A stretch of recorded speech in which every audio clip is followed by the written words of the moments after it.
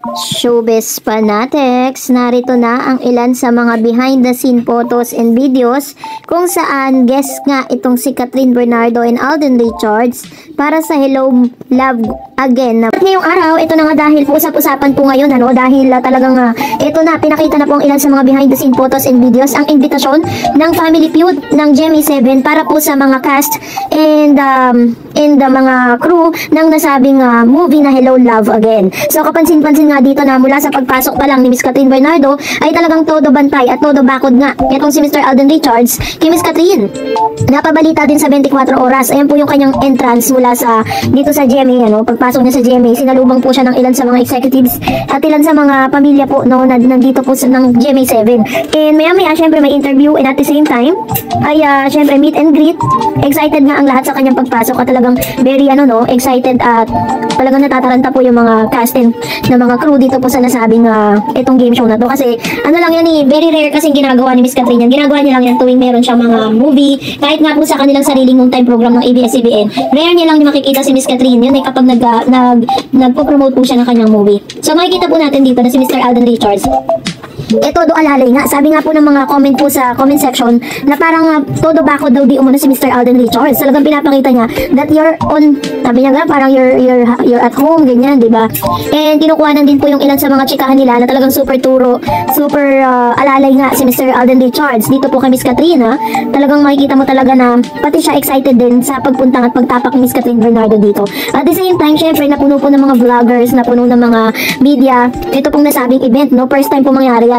Pero nyo, dito po sa Family Feud, pag may mga guests po dyan, hindi naman ganyan kagulo, hindi naman ganyan talagang kadaming tao. Pero this time, inabangan nga. So, ang tanong po ng marami, kailan kaya mapapanood ito pong Family Feud na kung saan naroon nga si Mr. Alden Richards and Miss Kathryn. So, yun na nga yung napansin ng lahat na grabe yung nila, yung kanilang chemistry while we are still watching those moves, nitong si Mr. Alden and Miss Kathryn. Pati nga po yung mga staff and crew na nag-video ng BTS nila or behind the scene, kinikilig. Lalo na pa kapag napanood natin ang live yan dito sa Family Feud.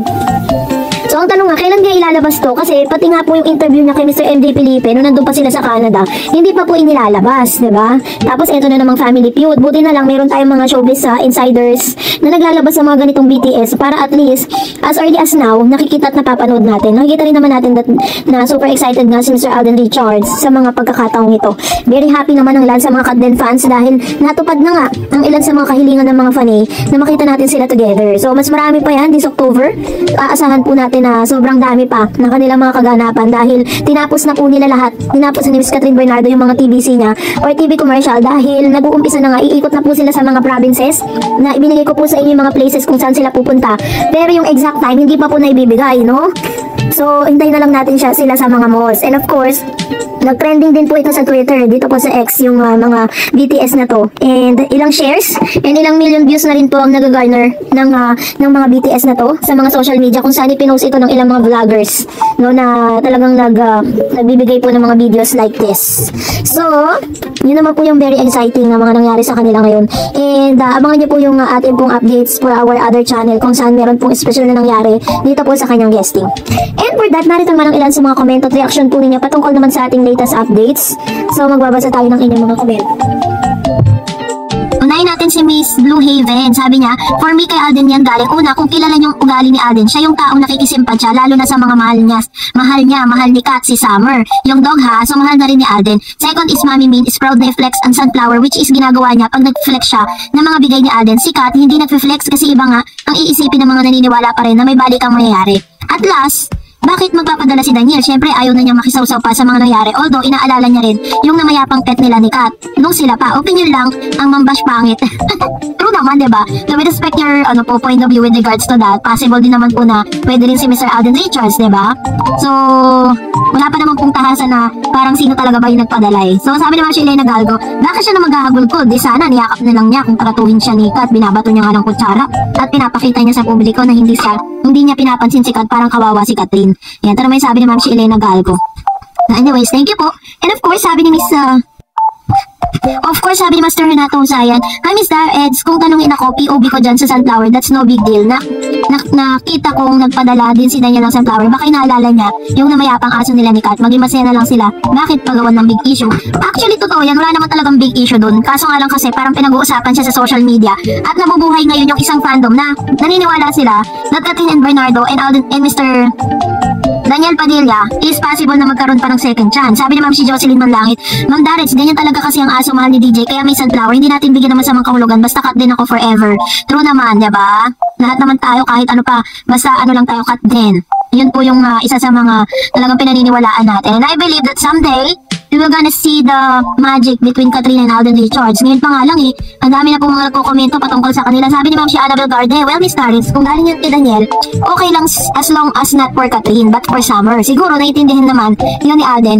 At it doesn't mean na magkakabalikan na sila. It's just for the memory of Summer. Hanggang dun lang yun. Basta let's support that din kahit anuman ang mangyari. Thanks again, Miss Darets.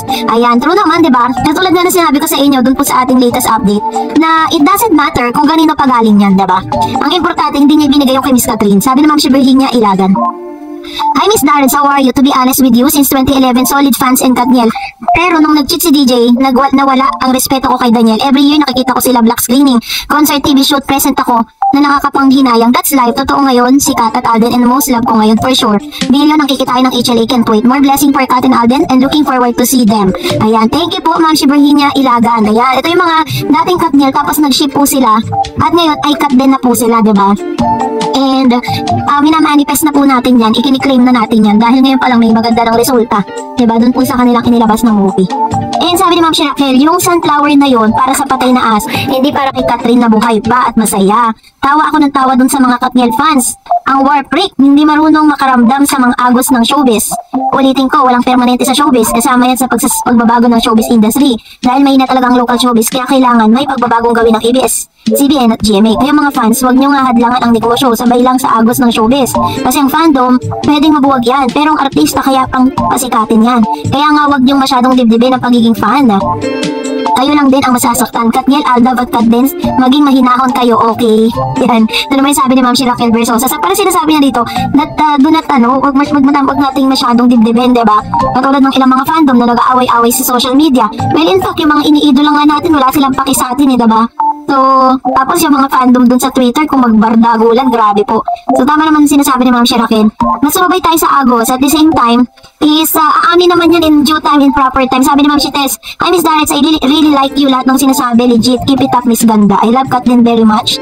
Senior na ako, pero feeling ko, pag kinilig ako sa dalawa, bumabata ako. I am 65 years old already, but for me, still young sa paghanga ko sa Katlin. God bless you." Ayan. So, yun yung pinakamagandang, parang nagiging magandang effect nun sa mga manonood. Hindi kayo nasa-stress, but puro positive lang yung nararamdaman ninyo. It's because of Katlin. And also, Miss Argyment said, "Pray for the success of HLA promo.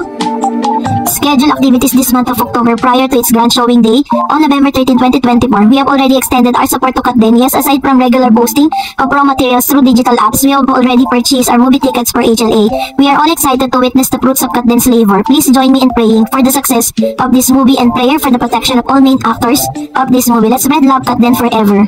Thank you, Miss Dareds. Looking forward for your updates, Ma'am Waya. Thank you, Ma'am si Argyment. Pero kung nagustuhan mo ang video na ito, huwag mo kalimutang mag-like, mag-share, at mag-subscribe, at i-follow mo na rin ang aking Facebook page, Dareds TV. And also, I have my TikTok account, which is Dareds TV. Pwede niyo rin po akong i-follow doon.